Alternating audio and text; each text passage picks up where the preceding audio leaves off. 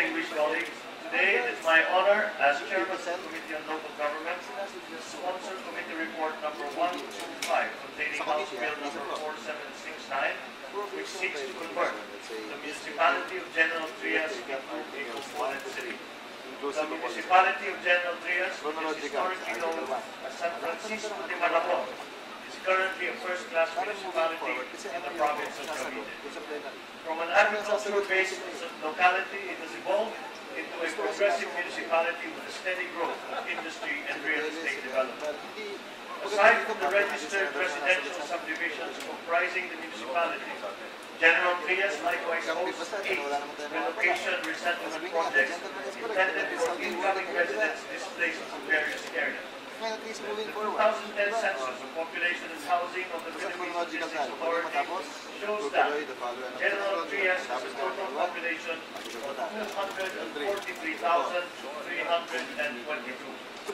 As certified by the Bureau of Local Government and Finance, the average annual regular income of General Trias for calendar years 2012 and 2013, based on the year 2000 constant prices, exclusive of internal revenue collection, special funds, transfer, and non-recurring income is 235,552,603 pesos and 32 centavos.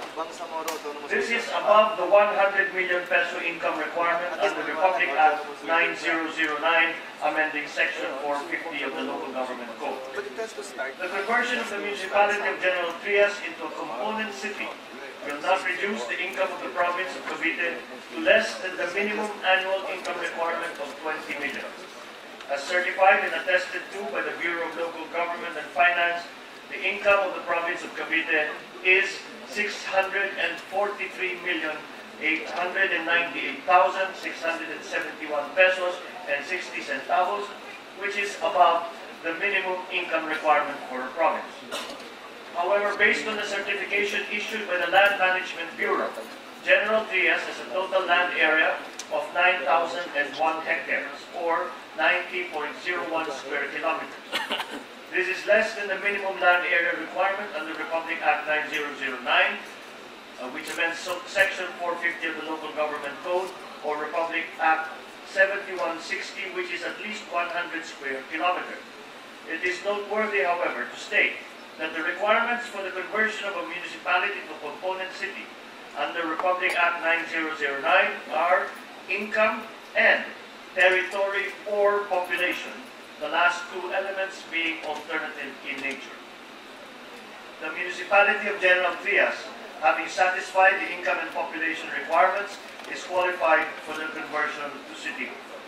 If converted into a city, the present elective officials of the municipality of General Trias shall still continue to exercise their current powers and functions until such time that a new election is held and the duly elected officials shall have already qualified and assumed their offices.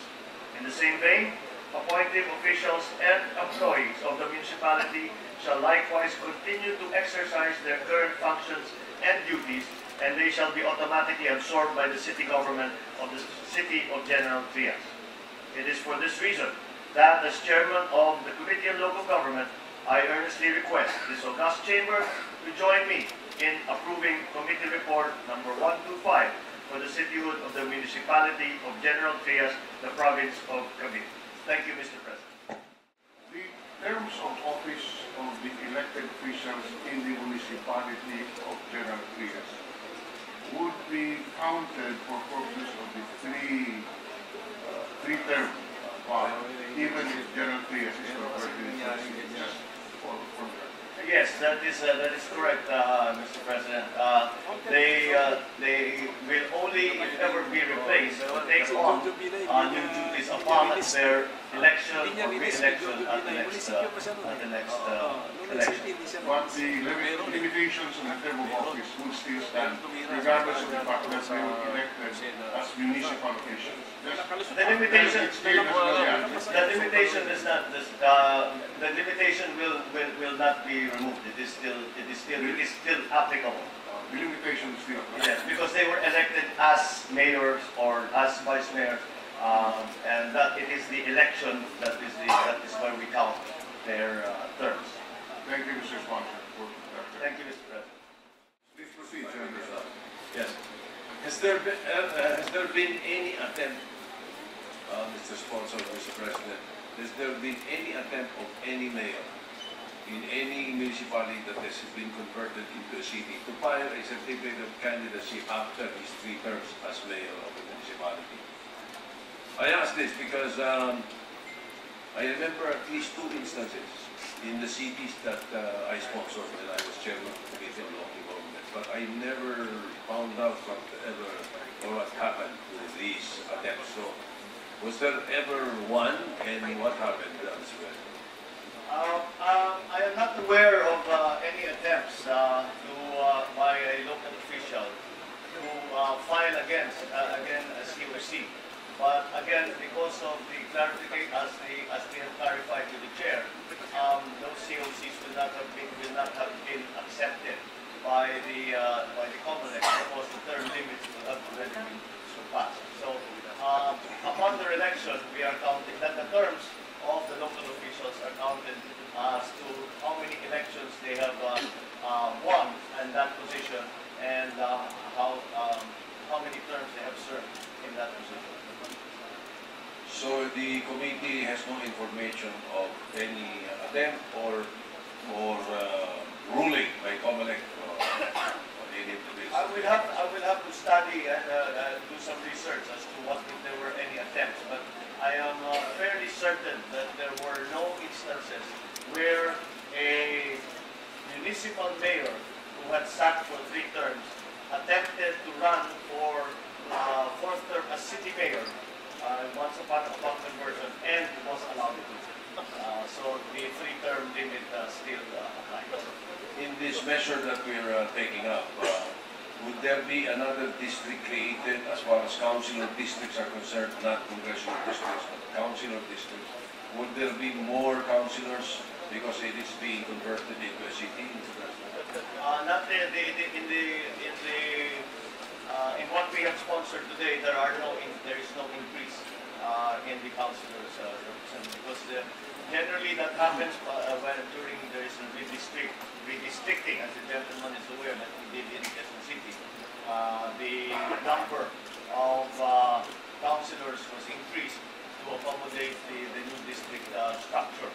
But for the conversion from municipality to city, in this instance, there are no increases in the number of councilors in the district. So with this bill again, Mr. President, the charter of the future city of General Trias would have the same number of councilors, and that is how many, Mr. President? That is my understanding, Mr. President, and at the moment, how many councilors? There are 8 councilors. Some of the councilors are not here. There are 8 councilors presently in general. Yes, the reason I ask, Mr. President, is so that we can, again, the committee can study the possibility of additional seats in the council, which sometimes creates a councilor district, not a congressional district. It has happened to Calbayo, to another city in Sabah and Cebu. And the issue then, the issue that came about was that a councilor who had finished his 3 terms can run again because there is another district that is being created. So that would be an issue perhaps in the future. It has happened already in Cebu, Mr. President, and the member of Calbayo.